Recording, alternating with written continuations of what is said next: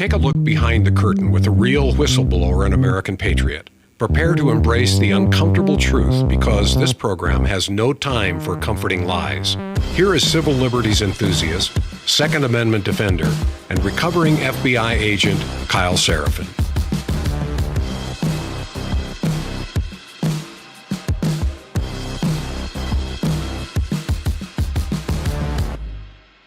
Well, hello, my friends. Welcome to the Kyle Seraphin Show. Today is Friday. It is August the 8th. It is 8/8, and that means if you are a Bongino McGrind clown, then you are calling it something and putting my face up on... Apparently, someone printed out my face, one of those lunatics over at the Bongino Army. So that's hilariously funny to me.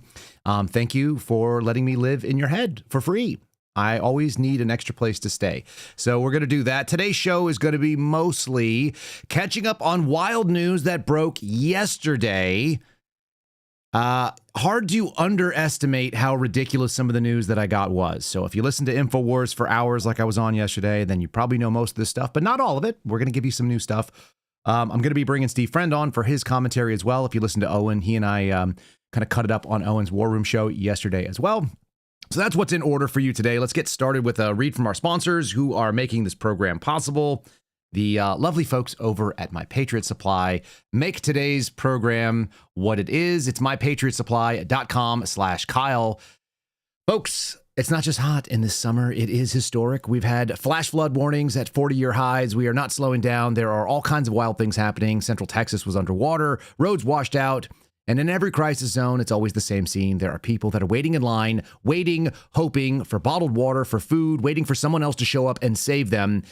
And you don't need to do that. You can prepare instead of repair. What if that help takes days? What if it doesn't come at all?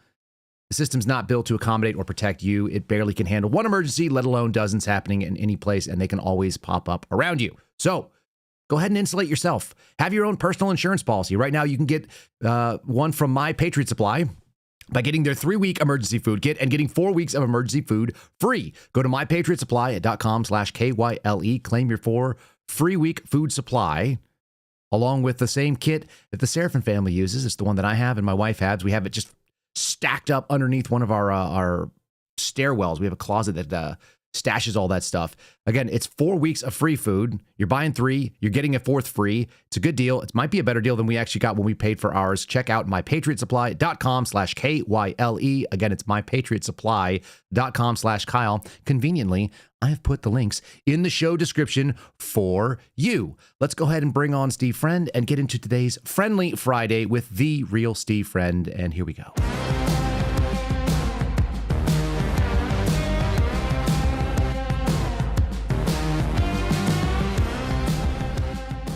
All right. And I'm going to tell you guys right up front. Last night while we were doing our call-in program, the soundboard crashed right before I was going to drop a big nugget on somebody. And so I'm a little disappointed that that was the case. And I'm going to see if we can bring on, I think this is going to get it done. So stand by, here we try. I think you can hear.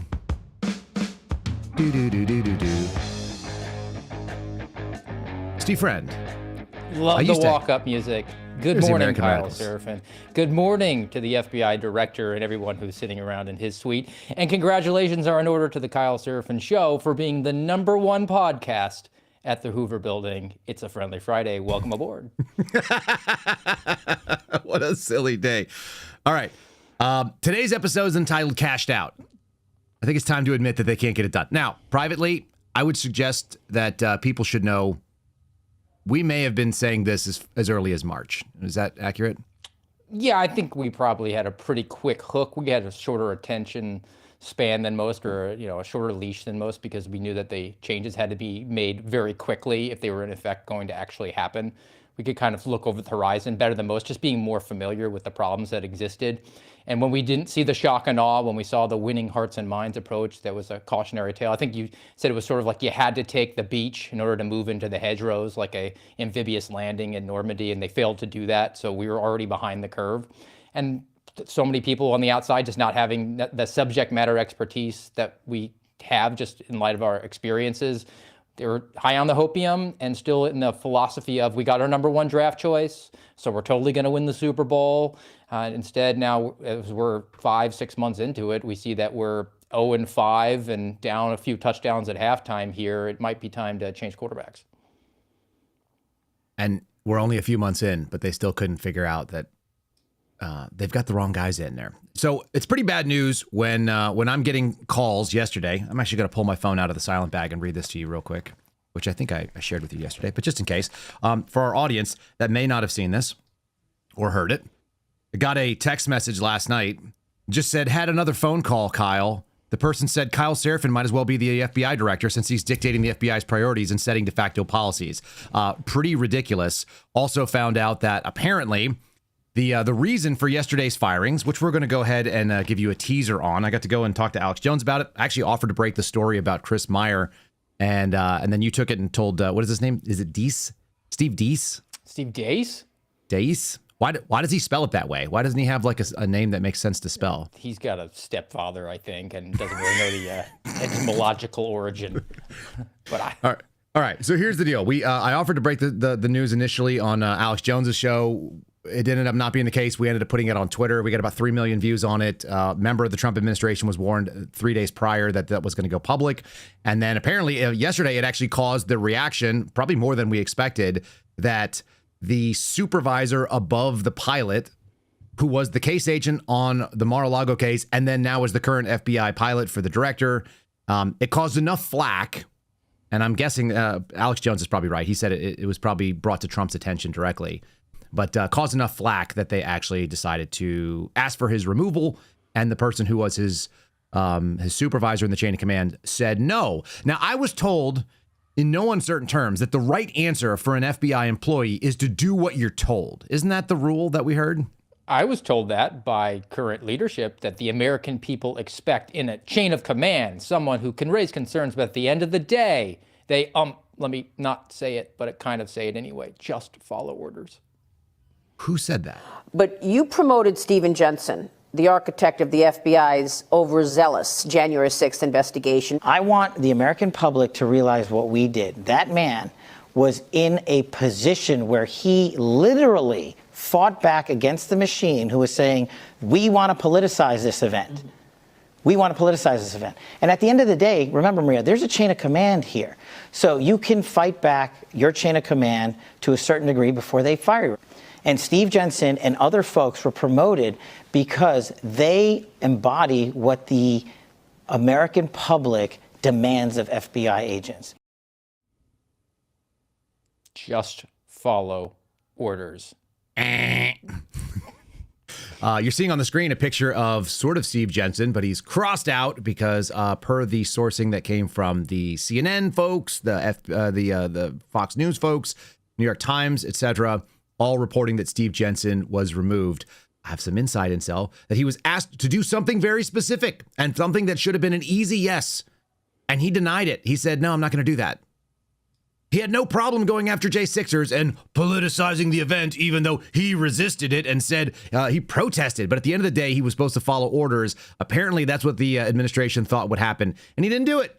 Well, can you blame him? The guy was a J6 warlord and the most egregious examples of weaponization that the country has ever witnessed at the hands of federal law enforcement. He was promoted out to Quantico, promoted to Columbia, South Carolina, promoted to become the assistant director in charge of the Washington field office, not on a temporary basis, Betty Crocker, Julie Kelly.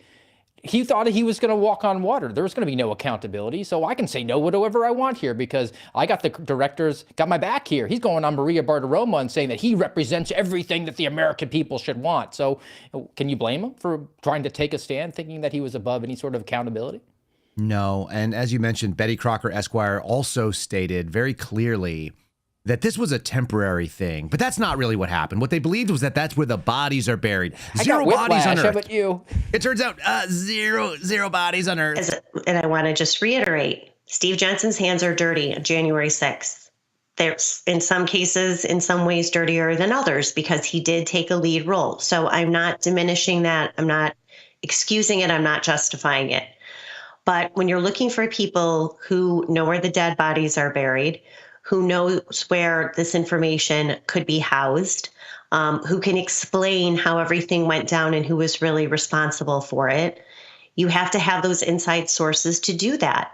And so look, I was defund the FBI, burn down the building. I mean, I don't think I said that, so I don't want to be in trouble for that. But that was when the Democrats were running it. So, okay, now we can shut down the FBI. Sounds like a swell idea. Okay, I'm sure we can survive without it. But with it goes all the answers to the questions that we have. How many FBI informants and undercover employees and other assets were involved in January 6th, stoking the events of that day? You saw Joe Kent so admirably talk to Senator Mark Kelly about that yesterday. And more excuses to boot. How many bodies have been unearthed? How many sources were at January 6th? I heard we were going to hear about a wave of transparency in just a week or two. That's like 2 months ago now. I mean, it hasn't been 6 to 8 months yet. It has been 8 months since Cash jumped in, and I guess it's been 6 months since he jumped in, right? And so for me, that's enough. I'm calling it. It's time to cash out. Donald Trump needs to remove these two guys. They've proven themselves incompetent, and I'm going to keep exposing them. I've got my next 2 targets already lined up. So for those of you who are paying attention at home, if you want to put them on your bingo card, if you worked as Chris Wray's special assistant in charge of strategy for more than a year and a half, you probably shouldn't be running a division at the FBI. What say you, Steve Friend? I say that if you want to know what is going to happen personnel-wise at the FBI 5 to 6 months in advance, you should probably listen to what you're saying right now, because apparently that's the lag time when the information gets to the ears of the people in charge to make a decision, and they realize that, perhaps they should have listened at the outset. And look, we don't care one way or another. We can offer you the advice and you can take it, and it's good advice and good and concrete, and you're going to have good results from it. Or you could not, and then you could be embarrassed and do the exact same thing. In the end, we get to the bottom line accounting aspects of it. We get to the same personnel decisions. It's just whether or not you want to be embarrassed. I'm happy to embarrass you if you want to be like that. And I'm really happy to hear this guy say this headline, which makes me laugh, and nothing makes me smile more than an Alex Jones gloat. So let's do that real quick. Breaking bloodbath. I like that headline. FBI fires former acting director Brian Driscoll. Senior officials involved in Jan 6 cases and Trump investigations. And you know who's been representing all these lawyers? You know what lawyers representing all the J6 FBI agents that have been targeted for investigation for before, during, and after? So we know the FBI ran the attacks with the CIA and others. Oh, the very same law firm suing me out of Connecticut is their law firm. Oh, that the FBI admits they went to and created the lawsuits.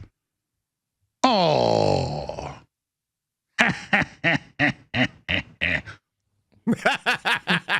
That's so good. Alex is such a madman. You can't make it up. Look, we're not saying anything crazy here. We're just saying the things that we're told we were supposed to believe by the people who were going in there. Look at that guy. What's going on with that guy there sitting in his confirmation hearing? He looks very uncomfortable, like he was asked about his relationship with Stu Peters and said, "Come again?" What? You familiar with a Stu Peters? Does that name ring a bell? I'm sorry, what? Are you familiar with Mr. Stu Peters?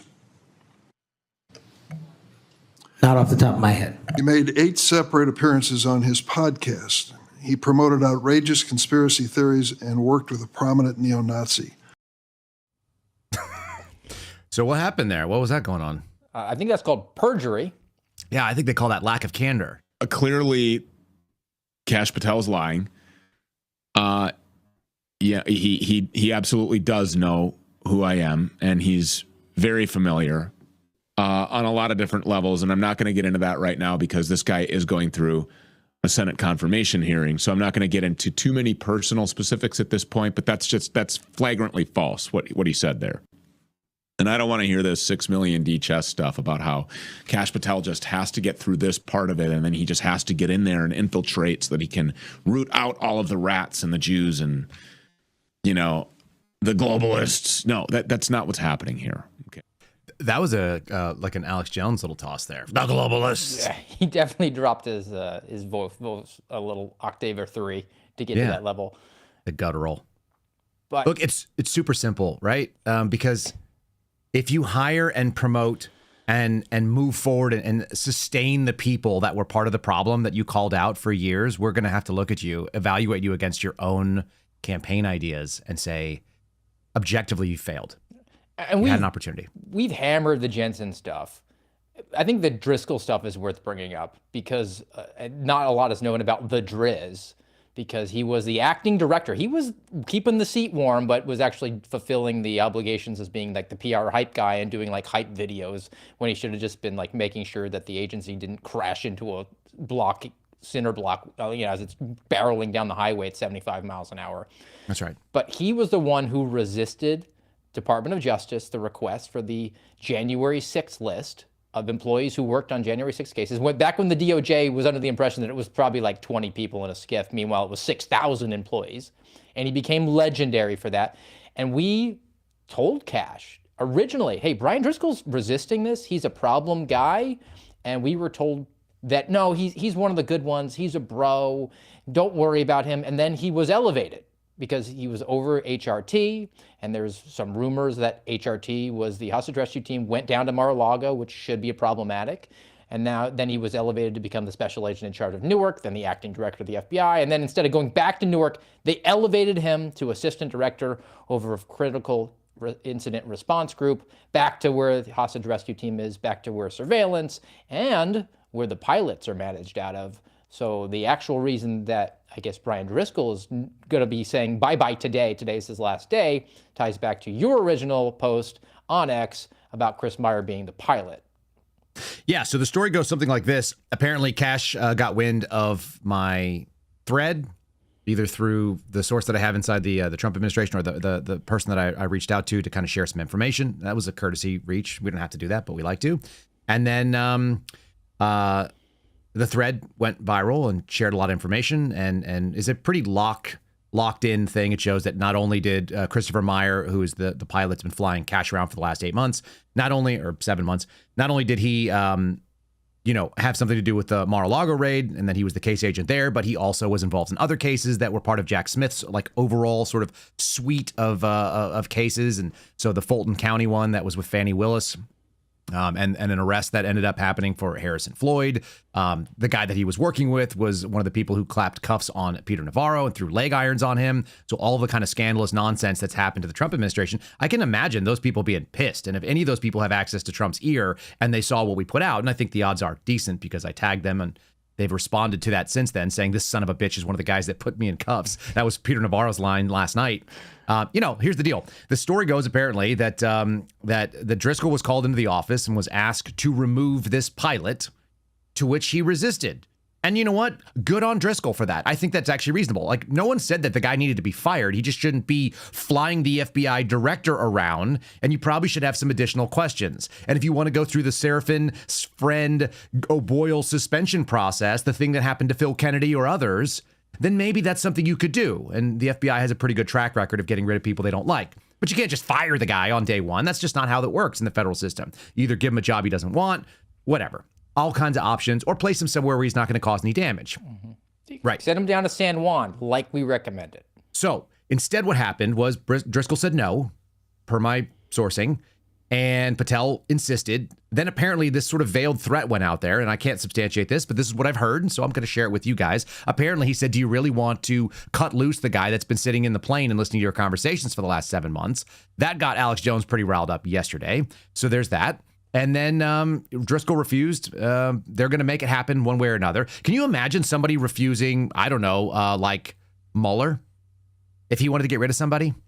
No, they wouldn't resist Paul Abate, and nobody knew his name. That's deputy director, exactly for right. those who are unaware, because you don't know his name. Right, because he was the previous deputy. So they decided to go ahead and let this fly. So anyway, a couple hours later, apparently, Driscoll gets an email stating that he is also going to be removed effective today. That's not great necessarily, but, Driscoll does have some real problems as far as like what he did within the Bureau. And he kind of sealed his own fate by standing up against DOJ, pushing back and defending the agents, which I don't think was a great move. At the end of the day, the FBI is accountable to the DOJ. If the DOJ or if the DAG, the Deputy Attorney General, wants a list of all the people that worked on a case, you don't know what they're going to use it for. He didn't say they were going to fire all these people.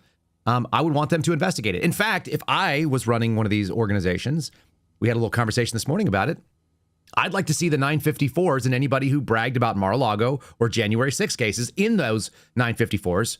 For those of you who don't know about the FBI, the 954 is the document which you brag and you apply to supervisory and higher positions. So if you want to get a job that's further up in the bureau, it's like your internal FBI resume. And it can include classified information on there because it's actually a bureau document instead of like a resume on LinkedIn. So yeah, why wouldn't you want that? Wouldn't you want to go look for the people that want to flout what they did that was basically directly opposed to what Donald Trump is into? The 954 is truly bizarre. It's a contrived promotion document system that is designed to only promote the worst people. Because if you fill out a 954 and you say like, hey, I had this career case, let's say it's a legitimate thing you did, right? You brought down some cartel or organized crime or public corruption scandal and you got an award for it. If you say you got an award for it, you immediately get dinged and your entire application gets thrown out. Don't tell us you got an award for it. But you're rewarded for taking credit for things you didn't do, which is what those people wind up doing, which is why I worked on an Indian reservation. I had a program manager, which is the entry level into management from the Hoover building every 18 months because they were cycling in, cycling out, cycling up. I would get a call and they would say, hey, I'm the program manager. I don't know anything about Indian reservations though. And then 6, 8, maybe 12 months later, that person would then make contact again and ask me an obscure question about one particular case that I was working that wouldn't need their oversight or funding or access because they wanted to say they had oversight of that case because it looked good on their 954. And if they were able to claim any sort of credit for having oversight of a case that they had nothing to do with, that I worked completely independently, one agent doing all the work on it, they could claim credit for it and use that to promote to some supervisory special agent desk somewhere that they wanted to go, and they would be up and out. That is the contrived system that it is. Yeah. And so the problem continues to be that all of the mid-level management went through that process. Everybody that's no longer a case agent or a first-line supervisor writes a 954, hoping to promote beyond ASAC into the various chiefs, the unit chiefs and the section chief positions. One day they aspire to be a deputy assistant director and then an assistant director. And maybe one day, God willing, they too could sit in the chair that Dan Bongino does as the deputy director. And then you'd think that the real answer would be there. It is time for total personnel warfare. Do you understand that? Everybody has to go. Anyone in the justice system, a United States attorney, an AUSA, an assistant United States attorney, that's what we call them in the system. The intake AUSA, who decides, anyone who sniffed this case, touched this case, tweeted positively about this case, it is the president's full and final discretion to keep you hired in the DOJ. Pam Bondi, soon to be President Trump, soon to be Attorney General. Everybody's got to go. It is time for, say it with me, folks, throw it in the chat right now, total personnel warfare. Oh, Podcast Dan is correct for 10 points. Well done. Yes, that's the answer. What happened to the president's total discretion and get rid of all the people that were involved in the coup against him? I guess we can't do it. I guess the human resources branch people came in and said, you know, we just can't. You have to leave them where they are. You totally can't, even if removal is off the table, reallocating them to somewhere to supervise a broom closet in Minot, North Dakota is just not possible. So we better actually elevate them, promote them within the agency, that they give them more power and control, like the Sarah Lindens of the world, taking a knee for BLM. She should totally be in charge of counterintelligence of Russia for the entire FBI. I got a note this morning from an FBI agent that said one of the major issues with these two guys is that they actually believed the people that they've been calling snakes for years and realized or believed for whatever reason that they just couldn't run the ship without the people who have been running the ship, which is exactly what we said was the problem. They bought into folks that said that they were indispensable, that they could not be removed, and there was no chance that Dan and Kash would be successful. And if God, forbid, they were to remove all of this rot, the first thing that would happen is New York would explode, or a cyber attack in LA, or a bioterrorist in Kansas City, or something. And so they got them. They freaking rolled these guys who spent their entire time talking about one thing. So for all of you that want to go out there and talk about how great Dan is, Dan used to know. He's already given you your marching orders. If you're a Dan Bongino podcast army person, Kash, we're looking at you too, sitting in the director's chair, listening to this podcast, you goofball. Do not fall in love with politicians. Fall in love with what? Folks in the chat. Fall in love with what? Outcomes. Sorry, I'm jumping into clips for fun, and I'm not telling Steve. Steve, you say what you think. Do you think the deputy director can hear the Kyle Seraphin podcast through the wall of the director right now? Because he says that if he uses the sync, he can hear it. So perhaps we're reaching both people. Look, I want to say this. Both of these guys came in from the outside. It's a unique time. Typically, the deputy director is a company man, actually knows the way that the operations work for the FBI, could actually implement the director's vision. That's the relationship they typically have, and that's the way it normally works. But coming in from the outside, they were both in a position to be bubble wrapped, which is what happened. And their vulnerability, I think, was that they were fearful that they would be judged as being incompetent and incapable. So they relied on the good men and women of the FBI to give them advice, heed what they wanted, be distracted willfully to go look at the James Comey rooms, be briefed up on the 100 level 10 things that are just mysteriously on your desk every day, as opposed to asking, why are you putting this on my desk? That's not my job. And they just went along with it. And then now we will see, and this is a prediction, both of these guys got huge bona fides from one particular thing within MAGA world, and that is Russian collusion. You have Kash Patel, who is notorious for being the investigator on the House Select Committee on Intelligence, breaking this story. And then Dan Bongino from the podcasting world went all the way out on that limb from the very beginning. He was the OG guy saying this is a complete hoax, and that elevated him into the stratosphere of podcasting. We will see that message harder and harder and harder because they have to keep their credibility. They have no other choice. They have to just keep banging the only drum that they have. Like you said, I've had multiple people tell me that the reason why I get to live rent-free in these guys' heads and make directions about policy is because they're on X all day. That's what they know. And you've said it before. When people go to crisis, they don't go to like novel ideas and try to solve problems. They go to what they know, yeah? Yeah, I mean, has it been 5 minutes yet? Has the deputy dispatched agents to an area where the person's already in custody and there's no more danger? Oh, dude. You can't make it up. So behind the scenes, folks, we refer to Dan now as Dispatcher Deputy Dan because he continues to do the thing that, by the way, I used to make fun of the the ATF about doing. In fact, I would make fun of him to my ATF friends. I had FBI agents that would regularly send me tweets and posts from the ATF on social media before I was ever on social media. And it would be like, there's a shooting in Dallas, ATF responding. And you're like, what? Why? Why are you responding? Like, you want an emergency gun trace? Like, they'll ask you when they want it. Like, they have their own resources. Holiday weekend in Chicago, and there were 48 shootings. Are you sending agents out to that? Never. And that's the other funny thing. We're not seeing them dispatch. They're touting their success in Operation Summer Heat, but you're not seeing them dispatch people nonstop to the shootings that happen every single day in Chicago. So again, it's the same BS.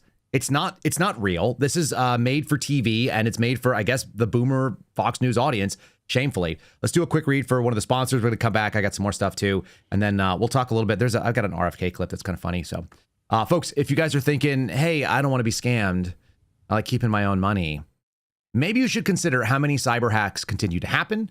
Maybe you should consider that Kyle Seraphin can sniff you out using a lot of these data broker websites that are out there. It's one of the ways that we went after and found who the people are inside the FBI. If it works on them, it can work on you. You guys want to make sure that you keep your name out of the pile for scammers and cyber terrorists and all the other kind of creepers that are out there, whether they want to impersonate you or whether they want to call you up and tell you they know enough about you to pretend to be a business that you're doing business with and get your money or your information and your logins and so on.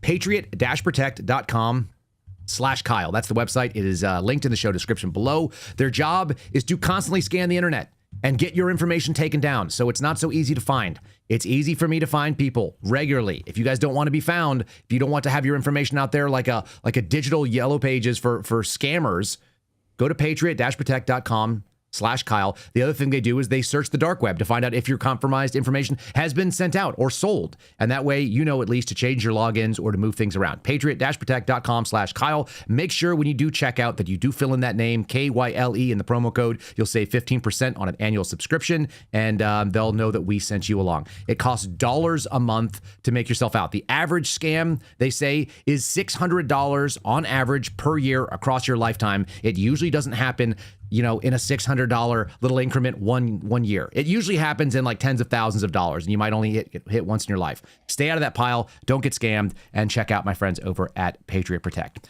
All right, Steve, I got some more fun stuff. What else should we do? Let me see here. Boop. I have like this like Cliptopia thing here, so we'll play with some of those. We did Chuck Grassley. And one of the things that's been bothering me, I guess this is the reason why I knew this wasn't going to work out, is because this didn't turn out to be true. So we have a friend who hasn't been paid in a long time. Will the FBI whistleblowers have an opportunity to get their jobs back in the department? God bless. Yes, I would hope that's the case. Again, I'm outside of the administration. I think these are things that are really important. We're confirming that's the case. Yes, the whistleblowers, certainly. Okay, we're confirming it now live. So congratulations. Well done. Congratulations, well done. Steve. I mean, that was the speed of government under this new administration is solid. That was Don Jr. on his podcast Triggered. I like Don Jr. Actually, I find him to be really amusing. I don't know who he was looking to off camera. Who was he talking to over there? Somebody 15 degrees away from the lens apparently has the ability to instantly access people in positions of authority and power, to give them that information and then not follow through on it, I guess. Because what's Garrett up to? Almost 1,050 days now? Congratulations. Yeah, and so this is, folks, this was such an easy win. It was so obvious. And I know the people that are in charge over at the FBI actually had access to this information. The fact that they've turned under pressure from me, which is ridiculous, by the way, just as dumb as anything there is, to see that I can push the buttons and make the FBI director do the thing that he should have done in the first place. But the fact that they have gotten rid of Walter Gardina, who was mentioned in my thread on Monday, as the arresting officer or the arresting agent on Peter Navarro, who was also out there going after Harrison Floyd. So repeating, that name was in there. The other one, Chris Meyer, this pilot that we've caused problems with simply because of who he was or what cases he was working. I've got a statement from the FBI Agents Association we'll read to you that'll make you puke in a sec, Steve. And then the other two, Steve Jensen, who was apparently asked for something really simple. Hey, go do this thing. And he said no. We already know that Kash Patel believes that the right answer is that you're going to say yes to whatever the administration says. You're supposed to follow orders, including J6. But if you said yes to J6 and no to a simple request that you should have been involved in, he knows what he did, and that's not good. So there's that. And then lastly, Driscoll, the Driz, who started the original sort of like insurrection in there, or the resistance movement inside the Bureau underneath Trump 2.0, who kind of pushed back and said, we're not going to give you the names you want for something that they totally had a right to have. And then he did what I think was probably the right thing, saying, hey, you can't just fire this guy, which is true. You're not supposed to, in theory. This is how we get to a spot where the FBI director has a gun and badge prominently displayed as he walks around in not a suit, because nobody's in the room telling him, sir, that's a bad idea. Don't do that, because he'll take corrective action and remove them over something that they probably at the end of the day think, well, that's trivial and transient and it's not worth losing my job over. The fact of the matter is we know that Garrett O'Boyle's situation was well known to the current people that are running the Bureau. We know that your situation, we know that my situation were. And it used to be talked about really favorably, kind of like by this guy who's the number two. Kyle Serafin's a former FBI agent. Do you know him? He's been on my show quite a bit. He tweeted this out the other day. He was suspended from the FBI on April 23rd, 2022. The FBI Human Resources Department sent him a final package, and they said they're doing an administrative investigation. The FBI confirmed its decision to agree with itself on June 1st, 2022, which is strange because they conducted credit checks on Kyle, you can see, on August 9th, 2022 as well. Why are they doing credit checks via LexisNexis? Look at this. If you're listening on Apple and Spotify, check this out. I want you to see this on Rumble. Go to Rumble and go to like the 23-minute mark or something. The Federal Bureau of Investigation. Why are they credit checking this guy? Why would you be doing that? Now, I get it. We all have to be skeptical, even of our friends, even of me. I encourage you all the time to fact check me. It keeps me honest. So you may say, well, Dan, maybe that's just a big coincidence that the FBI would be running credit checks and such on whistleblowers as damaging whistleblower information about the FBI is coming out. But maybe it's just a coincidence they did that. Who knows? Maybe they were like looking to sell him a car or something like that. Okay, what else? That's fascinating because Steve Friend and Garrett O'Boyle, who are other whistleblowers in the FBI, oh no, the FBI looked at their credit too. Twice the month they were suspended, including one 4 days beforehand. Then once more this past October. Garrett notes, wonder why? Is it perhaps they're doing all they can to make the process the punishment?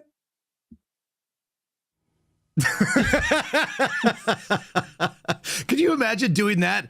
Going out and telling millions of people the thing that he just said, and then going in and being like, oh, give me that file on the thing that I used to make fun of on my podcast. Let's find out whatever derogatory information you have on Steve Friend has character issues, and so does Garrett O'Boyle, and so does Seraphin, and we can't trust them. Oops, now we have to fire who they said to fire. Those guys might have committed felonies. They're actually deep black hats. You should definitely not cover them favorable, because you're going to lose all credibility if you point to the fact that Garrett O'Boyle has been credibly cleared by the FBI of the allegations that were made against him to justify removing him from duty, and yet he still sits unpaid after all this time. But yes, let's focus on the really important level 10 things here, because if we don't sit in those meetings, and as a side note, I've learned that the deputy director can't sit in those meetings very long. His attention span goes off. He needs to cut to a commercial break before the 55-minute rule comes up. They could give him a shake weight, you know? Like, I feel like if Dan had like a shake weight in one of those things, he could sit there and just kind of like still Stress be doing ball. something. Yeah, he could like do more than one thing. Squish. No, I don't think a squish ball. I think he needs to shake. I think he needs to lift something. Yeah, Dan knows that that Garrett O'Boyle didn't do the wrong thing because Dan covered that story on his own podcast, and therefore knows that current FBI employee who hasn't been paid in 1,050 days actually did nothing wrong because I told him. This is an agency that has betrayed you and that oath you took. And to this man or woman who stepped forward and disclosed this horrific information about the FBI targeting a legitimate conservative journalist, I applaud you. Folks, we can't continue like this. We simply cannot. Unfortunately, this was not the only FBI story that came out yesterday. There was another one on the same day showing you how bad this broken agency. We can't continue forward like this. No constitutional republic can continue with a weaponized arm of the government with guns and the ability to take your freedom like the FBI. We can't have it. Dang, you know what's crazy? I told him both of those things, and I was the source of all that information. It's almost like they had like a blueprint of what was wrong. It's almost like they also had a slide deck of things that they could do to fix the problem, which they seem to belatedly be considering when it comes to personnel matters. What would you do to fix something like that? You'd have to know what the problem was, obviously. And so we think we've said that. And then you'd need to know what the solution might look like, which we've suggested some things. And then maybe some other people had their own ideas. Oh, no. We can fix it. We just need some tinkering around the edges. No, it does not. The FBI needs to be disbanded. It is an entirely, completely failed operation. 2 takeaways before I move on to a couple more things here. 1. I can't help it today. I'm just like, yesterday was such a long day of going on people's programs and explaining out all this stuff. It's all out there in the public, people. This is not news. I heard another lady, there was a woman named Liz Yore who was on Bannon's show the other day. And she was quoting how I exposed the fact that in February of 2023 that we leaked the FBI, Richmond intel product going after Catholics. This is not a good organization. You got to get rid of the people that said yes to any of these bad ideas. And I thought we put people there who know it. So that's why I'm calling the game. I'm saying that we're cashed out right now. And I am encouraged by the fact the number of people that are not having the just blind loyalty to the influencer types like the Julie Kellys, the Betty Crocker Esquires, when it comes to the burn bag story, where people are kind of like, wait a minute, that doesn't make sense. Like, they're more receptive to it, which means that leash that they've been giving, it's getting yanked back little by little. And then just as a side note, it's really weird to see the image of the Dan Bongino podcast, but it has Vince Coglianese on there right now. Yeah, I know, because they just went back and retrofitted it. What about this I want guy? the American public to know, too. We've had problems at the FBI. We are going to hold ourselves internally accountable for those meting out justice who have the privilege to serve and wear the gun and the badge or the uniform of the FBI out in the field. Where those missteps have been taken, we've already addressed that by eliminating those people from the roles of the FBI, and we will continue to vigorously uphold on a 24/7, 365 basis, as vigorously as we pursue violent crime, those that abuse or corrupt or violate their oath of office at the FBI, and I will have zero tolerance for those that we will utilize our badge to harm our country. Okay, can I get a debrief on that one? Well, first of all, what was Kash Patel saying right there? He was saying that this was going to be a total personnel warfare situation. Anybody who swore an oath to protect, defend the Constitution against all enemies, foreign and domestic, protect their fellow citizens against fraud and force, but instead bastardized that, used the oath of office like an iPhone user agreement to personally enrich themselves, push a political agenda, operate outside the confines of the law, the policy of the Constitution, they would be held accountable. And yet we sat here until August to see some of them. And the only reason that we saw any accountability was because they refused to just follow orders from this director. Yeah. It is time for total personnel warfare. Oh, yeah. So he's right. I mean, when he's right, he's right. When the guy is right, you got to give him credit for being right. I wish he would just do what he said he would do. You're correct. Also, did you also find it kind of funny that he said the people with the badge and the gun and whatever else, and I'm just picturing him running around with that thing and then abusing that authority. And then, we've got people that are on the FBI director's details, the various details that are out there, letting us know that Kash Patel is like partying all night in this private club that's in D.C. So when he's in D.C., he's sleeping in so late that his detail has to wake him up to go to work like a teenager. I don't remember the last time anyone's had to, I might have had one time in the last 25 years when I've overslept an alarm. And I don't know what I was, I must have been up really late doing something else. And then I, overslept an alarm that I was supposed to have a short amount of sleep and I got more than I needed or was allowed to have. I can't remember anybody waking me up to go to work as a grown up. Is that a real thing, Steve? Has anyone woken you up and been like, Steve, you got to go out on the arrest or you've got a meeting with the entire senior staff of the FBI and you're still hungover, bro? It is so rare in my life that I believe I wrote an entire chapter about it in my book. About the one time that I slept in. Book. Go ahead, hold on. Plug the book. When was the last time we sold a book? Sell a book, Steve. Here you go. Sell a book. Yeah, that's right. Go to Amazon.com. You can get a copy of True Blue, My Journey from Beat Cop to Suspended FBI Whistleblower. I probably won't see any royalties from it, but you will nonetheless have a great and accountable, accurate story about how much the FBI sucks and how it mistreats its whistleblowers. Yeah, and on top of it, how they told you that there was supposed to be a loyalty to the FBI and not to the Constitution, in direct opposition to what Kash was just saying in that little Fox News clip. Can you confirm that the people that told you those things still work for the FBI? Is that true? Can confirm. Sat in a meeting with Sean Ryan, Colt Markovsky. They were both assistant special agents in charge of the FBI Jacksonville field office. Colt sort of ran the meeting. All this is actually documented. It's transcribed. If you want to listen to the audio, it's all there as well. About the meeting I had with them, and Colt said at one point that I should set an example. I did have an oath of office. I did have training that said I was supposed to raise concerns, but at the end of the day, I should set an example for my sons and just follow orders. So now, naturally, Sean Ryan has been promoted. He's a special agent in charge of Washington field office. Colt Markovsky is a unit chief over at headquarters. And both of those names are names of people who I gave to Kash Patel in the lead up to him becoming the FBI director, which he then directly testified that he did not have any sort of conversations about personnel matters, similar to the way that he talked about not knowing Stu Peters. Could be a problem. So yeah, the question came up yesterday while I was on InfoWars. I'm gonna address it real quickly here because I think I got cut off yesterday, as is known to happen on that program. What do people have on Kash Patel? I think they have probably a total of two serious things.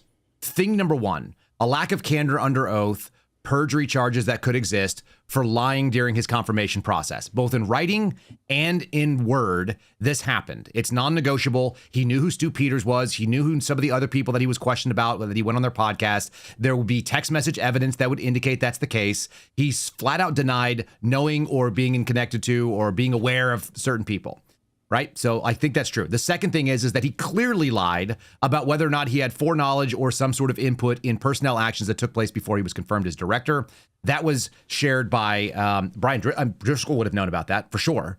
Driscoll, who was just terminated. We had the, what was the guy, Dennehy, that was out in New York, would have known about that and was the whistleblower apparently that went to Cory Booker. So we know that happened. And then I have text messages, as do you, that showed that he was telling us that he had gotten rid of some people and some of those people have been reinstated. It sounds like those people now may be on the hook. We may actually have Spencer Evans. I'm hearing some rumblings that he was actually let go as well in this little bloodbath per the Alex Jones piece. So all of these things are problematic when your job is to run an agency where lack of candor for any reason will end your career, especially under oath. That's a no-brainer. And I don't even have a problem with him while in the confirmation process, sort of back channeling things to set the ground for a shock and awe campaign. He should have been doing that, but you should just admit to it. Yes. You just go like, yeah, like I'm part of the transition team. Like I'm planning on doing that job. That's why I'm here to be confirmed. Yes. And this is the whole thing with a president gets elected and he starts publicly naming people who he's going to nominate for members of his cabinet. Sir, were you involved in planning to take over the government? Well, yeah, I was elected. Similarly, it's I was named to become the incoming FBI director. I don't want to show up the first day and be like, all right, what are we going to do now? Who works here? Where's my desk? Is there like a health club or something? Do I need key card access to the gym? Like, that's not supposed to happen. To that, too, because what the director's saying is right. You got to remember, when we come in the morning, there's a portfolio of 100 level 10 items. If it's a level 9, which is a pretty big freaking deal, someone else fixed it. The only thing that gets to my desk or his is a level 10. That's the entire day. Look at his schedule any given day. Shouldn't he know who's putting those level 10s on his desk, Steve Friend? Yeah, and we should also know what the schedule looks like. Does it start at 8 or probably closer to 11:45? That's called a soft 10:30. Yeah. No, all of that's craziness. Of course you would have some access to it. And they should have had their own people in there, and they should have had people that they can trust to go and vet that information for BS. That's your job. Yeah, and I mean, I would want the director, incoming director, the nominee, to be getting similar briefings that you would have a president-elect on sensitive national security matters, because you don't want him showing up in the first week and being like, all right, let me show you how the terrorist attack is probably going to happen next week. Like, they need to have that information, and I don't doubt for a minute that there's a transition thing going on. And it was maybe perhaps some sort of a gotcha question, but he should have just been direct and answered that question. Similarly, it was an unnecessary lie about Stu Peters. Hey, yes, I like to share my information with as wide an audience as possible. I'm not responsible for what that host says at any other point in time. If he had said anything to me that I found abhorrent, or put me, as in Chris Frey said, made me feel aghast, then I would have severed that relationship and just gone on. But instead he said, I don't know who you're talking about. No, I don't know anything. And just an unnecessary mistake. Yeah, there's no reason for it. And the only reason I took this job was because my business acumen sucks. All these guys have their own private jet, so the only way I was going to get mine was becoming the director of the FBI.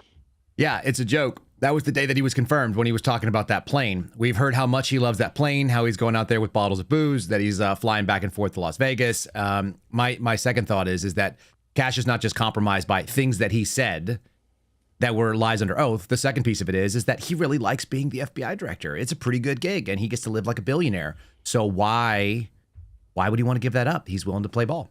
I don't think the FBI director job is that hard. I think the deputy director job is incredibly difficult. Yeah, no, here's the funniest thing for all my irritation with Dan Bongino and the fact that he's behind the scenes, like, slandering me. I actually would never want I wouldn't wish that job on you or anyone that I liked, and I actually wouldn't wish it on people that I had even like a decent opinion of. And I wouldn't wish it on Dan Bongino, because he's set up to fail. He walked into a job that he didn't know how to do with an agency that he wasn't familiar with after a lot of big talk for a long time, and he didn't have the humility to say, I'm not the guy for this job. Like, whoever asked him, whether it was Donald Trump, whether it was Pam Bondi, whether it was Susie Wiles, whether it was Kash Patel himself, and just said, hey, I need the star power of Dan Bongino. An honest operator would have said, really want to help you. Let me help you find the right guy, because I'm not it. That's what a humble man would have said. Someone who had an accurate self-assessment. Or if you are duty bound, you're truly a patriotic person, the president himself calls you up and says, I need you. You are the unique person in this position, and you feel some sort of obligation to take that on. You still have to maintain a level of humility to say, I don't know what I'm doing, and surround yourself with people. If you're an outsider, there's nothing stopping you from bringing in other outsiders. There's nothing stopping you from doing some sort of a vetting process, poking and prodding people who you maybe have relationships with, who know the good actors. I mean, I can think of a cast of characters who have been tossed aside by the FBI that seem to have a lot of access and know who the good people are, and might be able to be in a position to throw names towards them and say, hey, look, they're on Team America. You should probably surround yourself with these guys. And then go in completely open book and say, I don't know my ass from a hole in the wall when it comes to running this agency. I'm going to lean heavily on you to help me with the mechanics of it. I'm also going to lean heavily on you to call BS when somebody does a bureau speak and talks over me and they sound competent, but I really don't know what they're saying to me. Tap me on the shoulder and say, that's a bunch of bull. Everything he said should be disregarded. And while we're doing that, let's go ahead and name some targets that are coming down the line in the future. So for those of you who work inside the FBI, there's people who I am setting my sights on, and most of them are people who worked with this smiling face right there. It's quite interesting to me that we've heard a lot of focus on Jim Comey, who's outside the statute of limitations, who's no longer there, who was part of the Russiagate of 2016. We're hearing very, very little about Chris Wray. Why would that be? Would it be because all the people that are advising Dash Pongino are former Chris Wray acolytes? Of course it is. That's who was there. So we're going to be talking about, let's see if we've got some names here. Was it things like Vanessa Tibbins? Is that her name? What did I share with you guys earlier today? We're going to have to look at Robert Hussein. How about the former number 2 underneath Driscoll, who was just removed when he was the acting number 1? These are people we're going to have to start looking into. We're going to have to find the special assistants and the folks that were the senior advisors that managed to escape out because they weren't on the top of the org chart. There are people that had direct access to Chris Wray, were moved into positions by Chris Wray in his way out, that were not the associate or the executive assistant directors that were actually all kind of removed. They got rid of like 6 people, but there were dozens of people that were in that orbit that got moved into senior positions like special agents in charge around the country. And some of them are in New York. And we're going to have to go and pull them out for you. So what are your thoughts on that? They wouldn't have this challenge if they had followed a recommendation like eliminating everybody who was a GS-15 and above and just doing a just drastic reformation of the way that you had management/leadership and actually acquiring people and elevating people who were competent at law enforcement and national security matters from the field as opposed to from the DC swamp where they just tend to just hang out. That would have been a recipe to reform the agency dramatically and quickly. What if your previous job from July of 2023 till February of 2025, just before Kash Patel was sworn in, what if your previous job was the executive special assistant to the FBI director and section chief of the director's operations and strategy section? Do you think that you should still be holding on to an SES position in one of the most important field offices in America? Would that make sense to you at all, Steve? Not if that FBI director was Christopher Wray, who's credibly been accused by people on this program, i.e. me and you, of committing perjury because all of the whistleblower disclosures that Suspendables brought forward were during Chris Wray's tenure. He was the FBI director for 8 years. It wasn't like he had a cup of coffee there. The radical traditional Catholic memo, spying on parents at school board meetings, all the weaponization with the January 6th stuff, like all of it was Chris Wray time. So if you were in his orbit, you were a special advisor or a special assistant, you were like rubbing elbows with Chris Wray. I can't help but think that perhaps you might be a bad faith actor. What if you were the section chief for the director's operation and strategy section? That sounds like something that would actually be pulling all the nefarious deeds. And the whistleblowers helped expose some of that. You'd think that a guy that'd be in charge right now would want to help. Actually, he said that he would under oath. As you well know, and you and I discussed this in my office, whistleblowers are critical to rooting out waste, fraud, and abuse. Their courage to come forward and make legally protected disclosures about government wrongdoing benefits the country. I think they're politically, they are good American citizens, just want the government to do what it's supposed to do. I think they're treated by bureaucracies, not just in the FBI, but throughout the bureaucracy, like skunks at a picnic. Will you protect whistleblowers from retaliation, unlike former Director Wray, and promote a culture at the FBI that values whistleblowers' important contributions? Absolutely, Mr. Chairman. I share in your beliefs about the importance of whistleblowers. So we've spent a lot of taxpayers' money ruining whistleblowers. Will you commit to ensuring that no taxpayer money will be used to identify and retaliate against whistleblowers? Senator, if I'm confirmed, it will not. Okay. Fact check. This is something else that's worth going into. There's 2 aspects to what happens to whistleblowers. And they're talking about the one aspect that, and we've hammered it, in Garrett Boyle being indefinitely unpaid suspended for 1,050 days at this point. That's the retaliation aspect. It's completely correctable and it should be adjudicated. But nobody ever pays attention to the first aspect, and that is the reasonable concern of waste, fraud, abuse, risk of public safety, violation of rule, policy, procedure, constitution, of the law that individual brings forward, is that matter addressed? Has it been, or has it just been ignored? And then we went after the person, then we focused on the retaliation, because the corrective action that I wanted, that you wanted, that Garrett wanted, we brought forward in good faith and said, like, hey, I think I see a problem here. Can you take that up? And I'm just going to go back to work. That's all we really were concerned about. Yeah, no, I went back to my job. Well, then I got kicked out of the office, but I went back to my job until they kicked me out of the office. But those problems have not been adjudicated. I mean, there's been some vindication. I mean, like, my January 6th concerns were vindicated. Tulsi Gabbard released documents 6 weeks ago that verified 100% accurate everything that I said. Where's the accountability on that, right? And the secondary concern is the retaliation. But really, at the crux of it is, I just wanted that matter addressed because it was important enough for me to put my livelihood on the line. I knew the potentiality that I was taking on in doing that, and to have lost out on that opportunity hurts worse than the retaliation.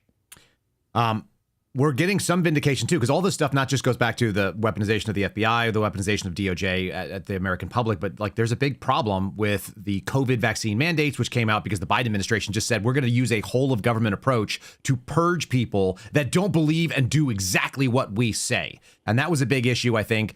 There was a settlement that was announced yesterday between DOJ and a group that I've been affiliated with since they started, the Feds for Medical Freedom.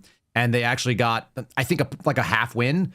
But what they got is the retraction and deletion of the database of all the people. By the way, they should have never had this, but all the people that were in the federal service that got the vaccines or didn't get the vaccines, more importantly, so that they could be looked over for promotions or they could be identified as potential, like, conservative issue problems.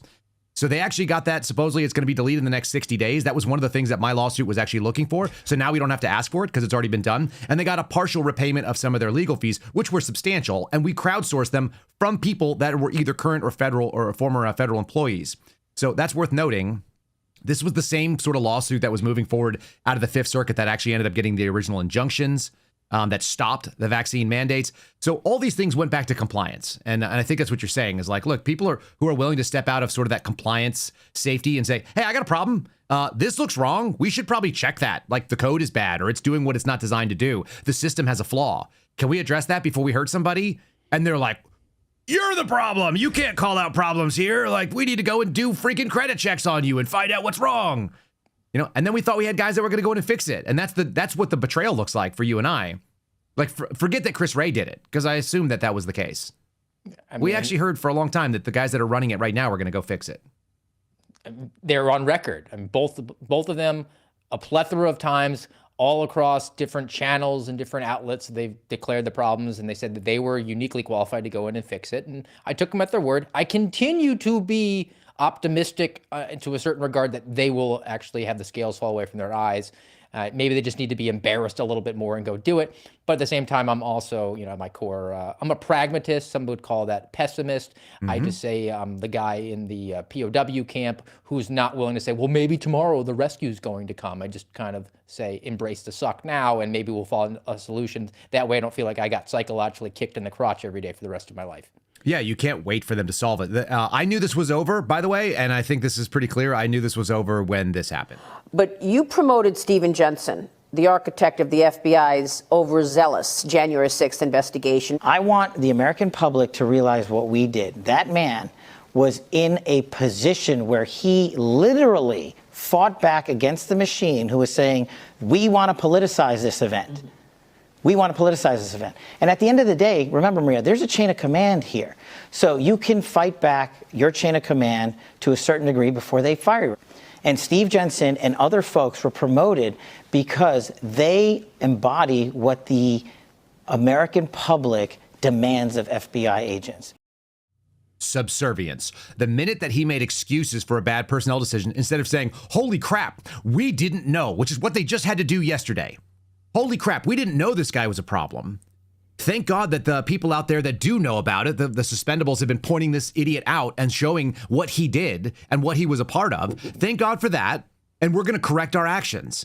And we're going to actually consult with some people who actually know what the FBI means, because we didn't know that the section chief of DTOS, who's on record in the congressional record and was actually the guy who declared that January 6ers were in fact terrorists, we didn't know that guy was a real problem. I just thought he was a bro from New York because that's where I came from. goes back to the humility.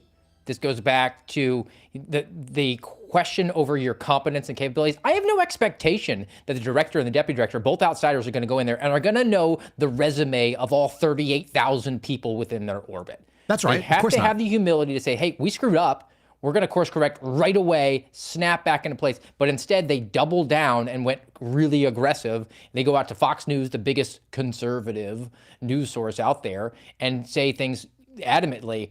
Yeah, I mean, he really stressed the word literally. Literally. Took me seriously, I guess, because it's not written in literature, so I'm going to be a pedantic jerk and call him out on that. But secondly, he then caught himself. I've said it. He caught himself. He was about to say just follow orders, but then he just worked that in anyway.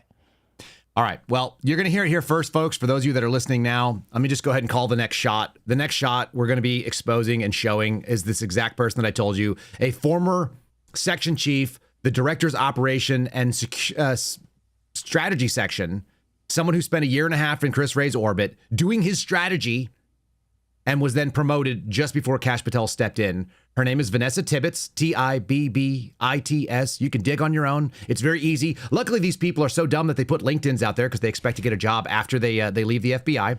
She's got more than 20 years. She can retire tomorrow. She should. If she does, I'm going to claim that scalp as well. Vanessa Tibbetts is the next shot, and they're both our next people are going to be exposed from the New York field office where Kash Patel has moved people that he's already fired. He's already fired the guy that was there. He fired the ADIC, Dennehy, who showed a small rebellion.